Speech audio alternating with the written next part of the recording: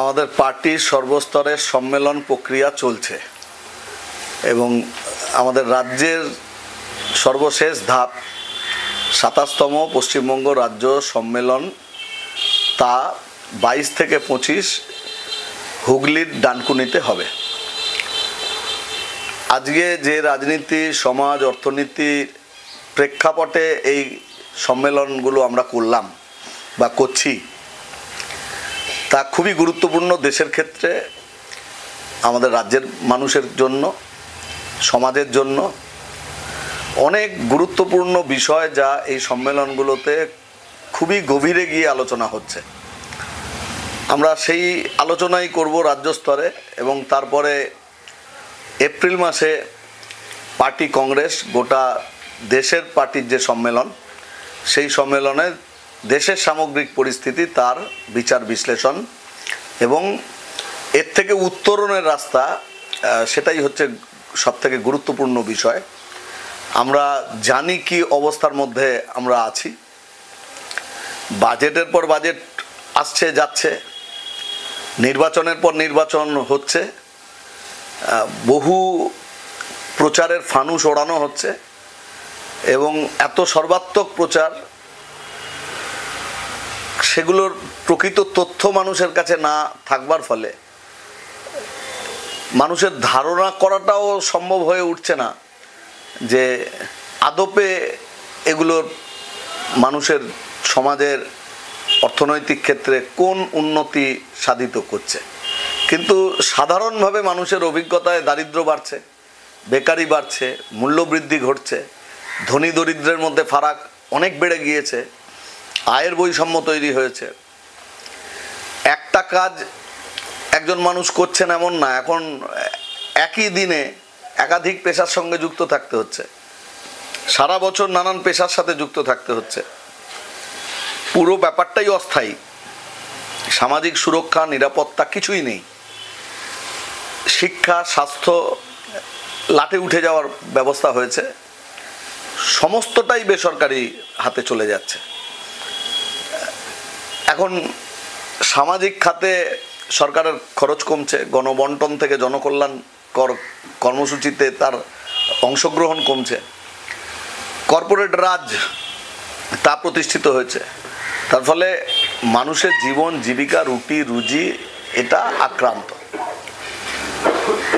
এখন মানুষ ২৪ সালের লোকসভা নির্বাচনে তার যে ক্ষোভ মোদী সরকারের বিরুদ্ধে, তা নির্বাচনে প্রতিফলিত হয়েছে। একক গরিষ্ঠতা হারিয়েছে তারা,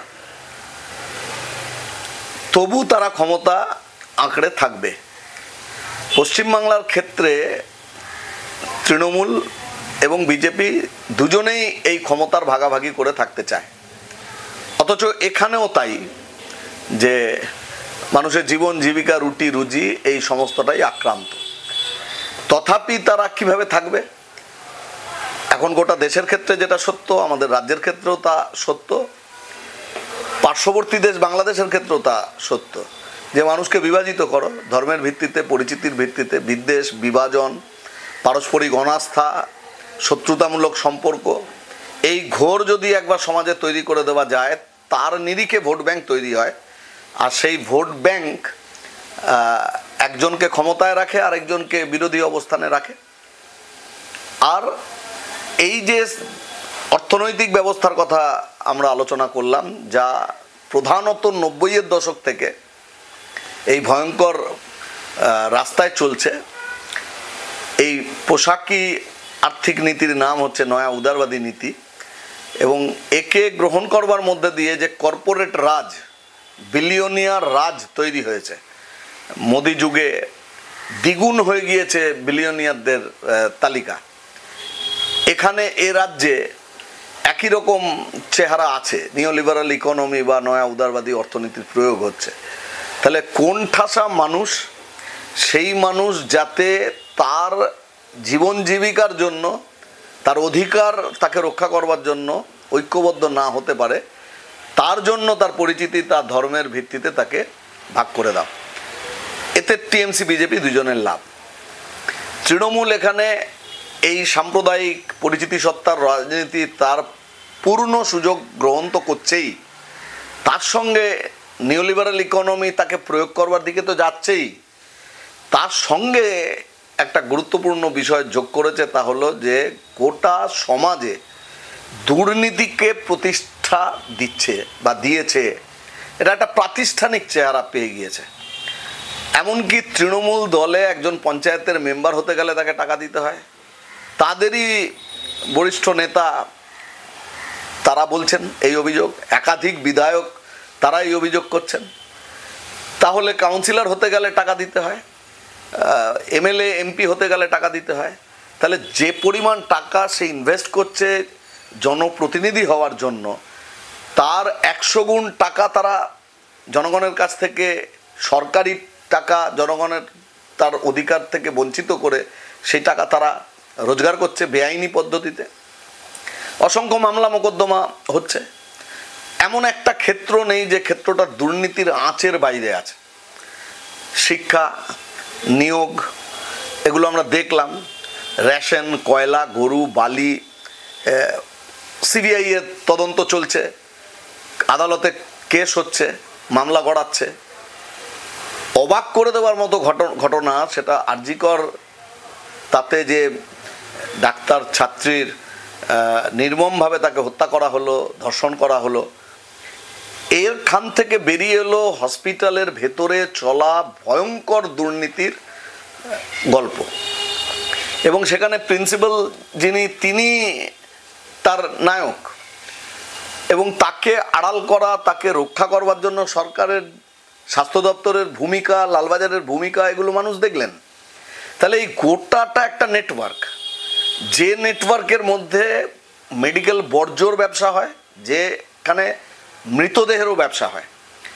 তো এই পরিণতি কখনো স্বাস্থ্য পরিষেবা মানুষকে যথাযথভাবে দিতে পারে না। ঠিক যে অবস্থা শিক্ষার ক্ষেত্রে হয়েছে, স্বাস্থ্যের ক্ষেত্রেও তাই অবস্থা হয়েছে। কোথাও কোনো নিয়োগ নেই, 8-10 হাজার 12 হাজারে লোক ঢুকছে। এর মধ্যে যেটুকু আছে সেটা হলো যে সরকারি বিভিন্ন প্রকল্প, তাতে ক্যাশ ট্রান্সফারের মধ্যে দিয়ে কিছু মানুষ তার কাছে একটা জনপ্রিয় অবস্থান রাখা।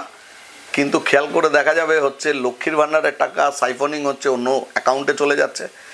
বাচ্চা ছেলেমেয়েরা, স্কুলের ছাত্রছাত্রী, তাদের যে ট্যাব দেওয়া হচ্ছে, সেই ট্যাবে প্রত্যেকটা স্কুলেই দেখা যাচ্ছে 12টা 14টা 15টা করে টাকা আসছে না, সেগুলো অন্য অ্যাকাউন্টে ঢুকে যাচ্ছে। আবাস যোজনার ক্ষেত্রেও ঠিক একই ঘটনা ঘটেছিল, যার যে প্রাপক তার ব্যাংক অ্যাকাউন্টের টাকাটা না ঢুকে অন্য লোকের ব্যাংক অ্যাকাউন্টে ঢুকে গিয়েছে। তাহলে এখানে যত রকমের প্রকল্প আছে, সেই প্রকল্পগুলো বেপরোয়া চুরি করা হয়েছে, এরও কোনো তথ্য নেই যে কতজন ঠিকভাবে এই সমস্ত প্রকল্পগুলোর সুবিধে পাচ্ছেন আর কতজন এই সুবিধে পাচ্ছেন না। এমএনরেগা প্রকল্প গ্রামীণ জীবনের লাইফলাইন বলা যেতে পারে। ইউপিএ গভর্নমেন্ট, তাকে আমরা বাইরে থেকে সমর্থন করি এই শর্তে যে এই গ্রামীণ কর্মসংস্থান আইন তা মানে সুনিশ্চিত করবার জন্য এই আইন প্রয়োগ করতে হবে। এবং এটা বামপন্থীরাই পেরেছিল যে এরকম একটা প্রকল্প যাতে আসে। বাজেটে, এবারের বাজেটে, গতবারের বাজেটে যা ছিল 86,000 কোটি টাকা, এবারও তাই। অর্থাৎ এখানে বরাদ্দ বাড়লো না, মুদ্রাস্ফীতি ঘটলো, তার ফলে অ্যাকচুয়ালি প্রকৃত ব্যয় কমবে। পশ্চিমবাংলার ক্ষেত্রে এটার কোনো মানেই নেই, তার কারণ এই এমএনরেগা প্রকল্প, তার সুবিধা থেকে পশ্চিমবাংলার মানুষ বঞ্চিত। লক্ষ্মীর ভাণ্ডার তিনি বাড়াবেন বলছেন, কিন্তু গ্রামীণ পরিবারগুলো অনেক বেশি বেনিফিটেড হতেন এই এমএনরেগা প্রকল্প, 100 দিনের কাজের প্রকল্প চালু থাকলে। তৃণমূলের দুর্নীতি আর বিজেপি তাকে ব্যবহার করে প্রকল্পটা বন্ধ করে দিল।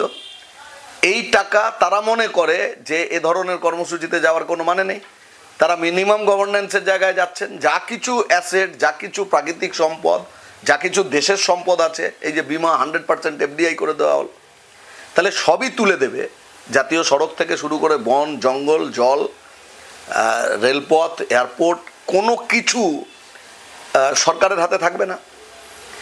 এবং এখানের প্রতিটি জায়গা থেকে বিপুল পরিমাণ টাকা কর্পোরেটের থেকে হোক আর এই প্রকল্প থেকে সাইফনিং করা হোক। বিজেপি তৃণমূল দুজনেই এই দুর্নীতির একেবারে পাহাড়ের ওপরে বসে আছে।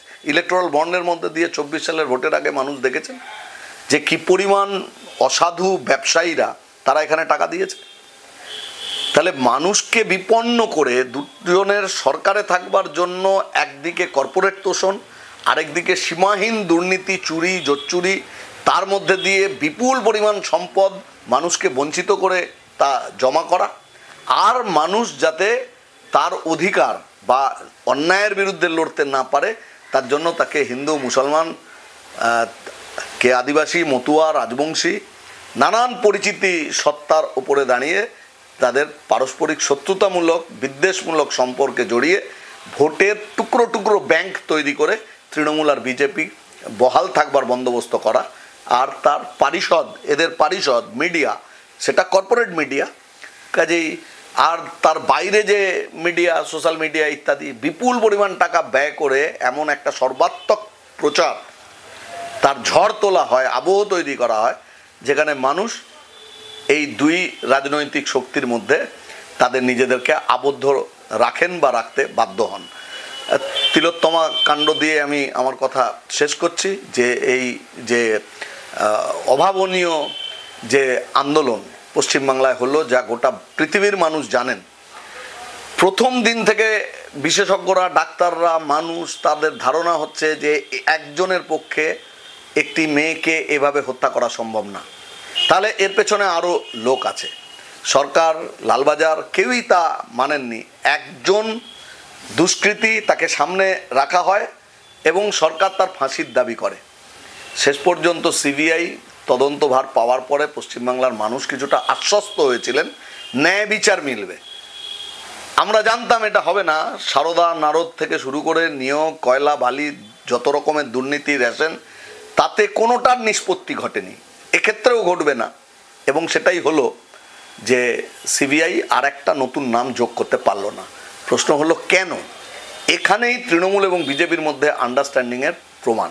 তাহলে সর্বত্র, সব জায়গাতেই এরা দুজনের মধ্যে, অর্থনৈতিক নীতির ক্ষেত্রে হোক অথবা সাম্প্রদায়িক রাজনীতির ক্ষেত্রে হোক, সর্বত্রই দুজনে একে অপরের পরিপূরক শক্তি হিসেবে, সহায়ক শক্তি হিসেবে ভূমিকা নিচ্ছে।